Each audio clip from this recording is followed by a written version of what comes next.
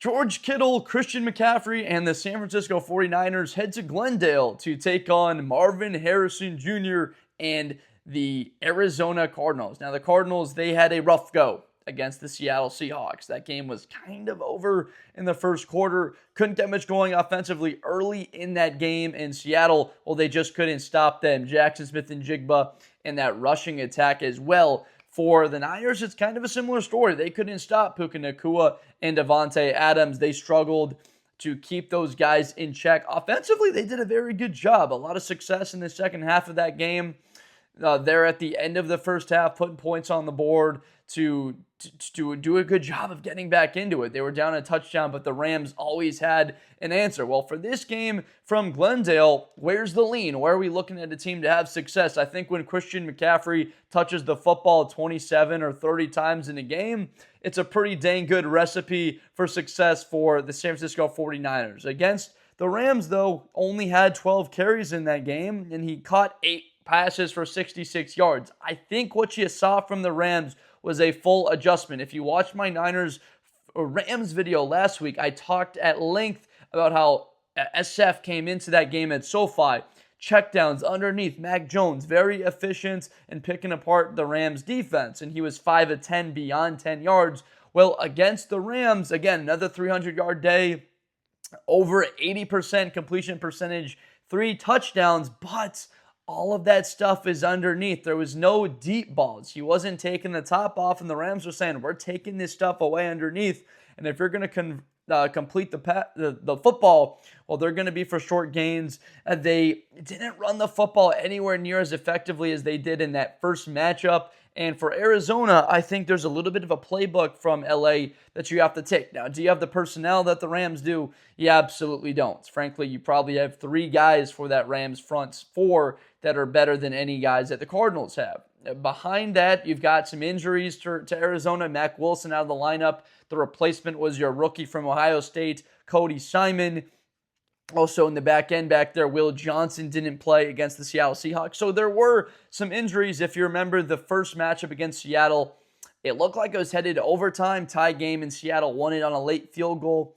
It wasn't maybe all that close because there was a holding call early in the game, but Arizona, they fought and they clawed. These are 2 tough football teams that try and battle. It's just been a matter for Arizona. They found so many different ways to lose this season, and they haven't been with Kyler Murray. And Kyler Murray's health, obviously, that concern, and it looks like we get Jacoby Brissett once again. And his connection with Marvin Harrison Jr., now that's been starting to heat up quite a bit now. And you're excited if you're a Cardinal fan.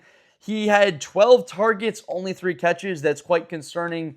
The connection with Brissett not fully there altogether. They did a good job against Green Bay earlier in the season. They did a good job the previous week against the Dallas Cowboys. So getting Marvin involved a lot more, you got to. When you took a guy in the top 5 as a wide receiver, you're going to have to force feed him. But Trey McBride, that was the man that got it done against Seattle. I think there's a lot to go with there. And when you see that Rams-Seattle game, the Rams and those tight ends, I believe they utilize that. McBride, 13 targets, grabbed 9 of them, a $127 and a touchdown. He was phenomenal. This is a great matchup of 2 tight ends. You got 2 of the best 5 tight ends in the NFL, Trey McBride, George Kittle. It's great to see these guys healthy. If they're healthy, they're 2 of the best tight ends in football. There's no doubt about that. Arizona's going to go to him and Harrison. I would imagine they combine for probably 26, 27 targets in this game. Clearly, the 2 favorite guys for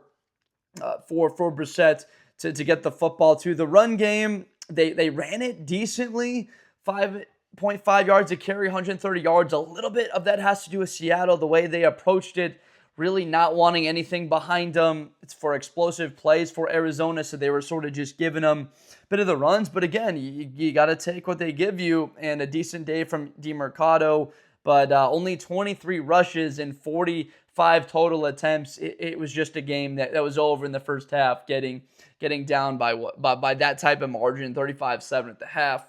They made it somewhat interesting with an early possession in the red zone, going to Harrison in the end zone, but it wound up falling incomplete. I think San Francisco and Arizona are going to play a very tight football game. I believe it's a one-score game. The 49ers are 2.5-point favorites. I think that right there shows you that there's not a whole lot of respect for San Francisco going into this game on the road for an Arizona team that's 3-6. And I think that the Cardinals, without their starting quarterback, and they might be looking at a new starting quarterback very soon there and making that switch either in this draft or possibly looking to ship Kyler, get some capital and trade and bring somebody else in to Glendale and play. But Brissett, he's got 8 touchdowns and 1 interception on the season. He's actually played some decent football. I like Arizona to be able to attack. Look, these 2 targets, that's what I talk about consistently. You watch my videos, my main factor besides a very good quarterback I talk about is 2 targets to get the football to. And for San Francisco, of course, you have that. Christian McCaffrey is a legitimate top 10 wide receiver. I believe he's 6th in total yards, and he's 2nd in receptions in the league. So statistically, he's a top 10 running back, and then he's a top 10 wide receiver, all combined in one. You just question the longevity of that, though. 10 games, they got 7 left. Can he carry this type of workload throughout the entire season? They've got a much softer part of the schedule coming up here. That was the benefit for San Francisco this year. If you rode with them, is saying how soft overall the schedule is. I mean, you're looking at Arizona 3-6, the Panthers after that on Monday Night Football, and then it's the Cleveland Browns on the road. They're 2-7. The Tennessee Titans, well, the Tennessee Titans and Cam Ward, that you can almost pencil that one in for a win already at Levi Stadium. That they're a 1-8 football team without a head coach. They got the interim guy if they fired Callahan. So this is a big game for San Francisco. They're looking on the outside and trying to get back in. They're looking up at the Green Bay Packers right now. SF's at 6-4. Green Bay's 5-3-1, so they're at the 8th spot. They need a Green Bay to lose. They need a Chicago to lose. They need a Detroit Lions to lose to replace that. If they were to win and, let's say, Detroit lost to the Eagles this week, well, they would move to 7-4 on the season. Detroit would lose to Philadelphia, and that would move them to 6-4. So San Francisco would move up above. That seems the most realistic path for them getting back into the top 7 of the playoff picture. With the loss to the Rams, it becomes very difficult to see this team getting above the Seattle Seahawks or the Los Angeles Rams the back part of the season. They play Seattle at the end of the year. They split with LA. A game like this against Arizona becomes very big because you beat them. So this could move you to a very nice record overall on the year. You'd be 4-1 on the season against the NFC West with only one matchup remaining on the schedule, because you'd have beaten Arizona twice, a win against Seattle and LA. 4-1 is possible. There's a tiebreaker there. The schedule softens up. If you go on a bit of a run and you beat these 4 soft games, now they'd be looking at 10-4. At the very least, you'd be thinking maybe they could be 9-5, something like that for San Francisco in the works here. So how do they beat the Arizona Cardinals?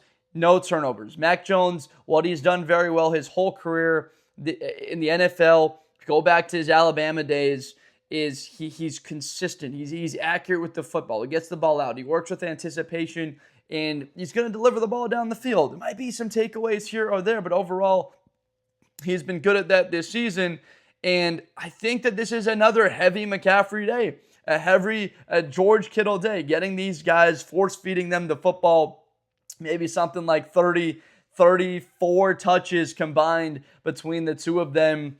For the injuries, it's very tough. Brandon Ayuk, his practice window not opening back up, so there's realistically a return coming from Ayuk in the middle of December. If I had to guess right now, early December, you would probably try and bring him back like week 15.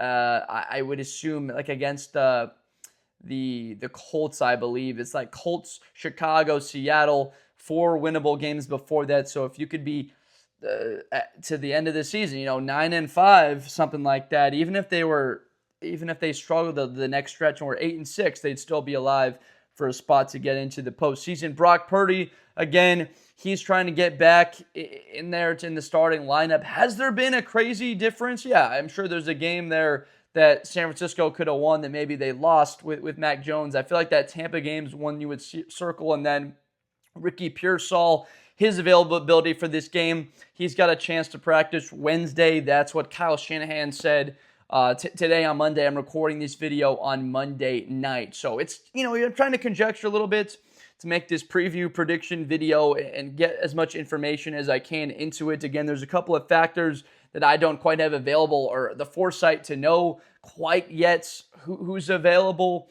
It's been tough for making Niner videos with Brock Purdy. It's like been a 7-week, a 2-month thing here where it's like, oh, he could play this week. Oh, he could play this week, maybe not, and it doesn't end up happening. So it's just been, talk about Mac Jones, and he's actually done a very serviceable job for Arizona to have a shot in this game, an explosive run.